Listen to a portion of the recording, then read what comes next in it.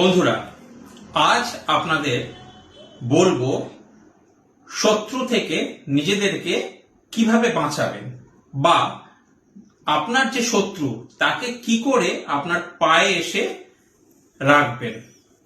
বাজারে গিয়ে একটা ছোবা নারকেল কিনে নিয়ে আসবেন, অর্থাৎ যে নারকেলে ছোবা ছাড়ানো রয়েছে সেই নারকেল। কাজল কিনে নিয়ে আসবেন। কাজল প্রদীপে নিজে কাজলটাকে রেডি করে নেবেন।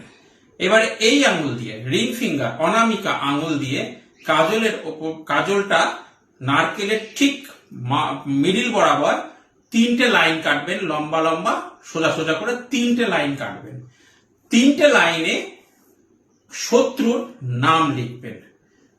নাম লেখা হয়ে গেলে এবারে সেই নারকেলটাকে আপনি কালো একটা কাপড়ে সুন্দর করে কালো কাঠ দিয়ে বেঁধে দেবেন।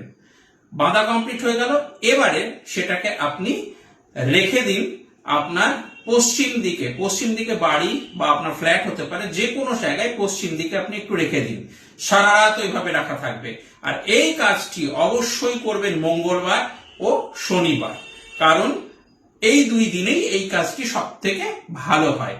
শনিবারের দিন যদি করেন কাজটি, তাহলে সারা রাত শনিবারে রাখবার পর রবিবার সেই কালো কাপড়ে বাঁধা নারকেলটাকে নিয়ে গিয়ে শ্মশানে চলে যান।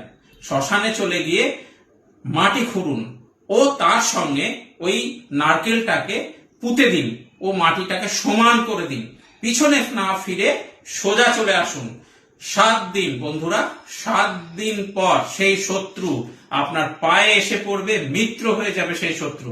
করেই দেখুন, চমৎকার ফলদায়ী মিরাকেল। এটা একটা টিপস।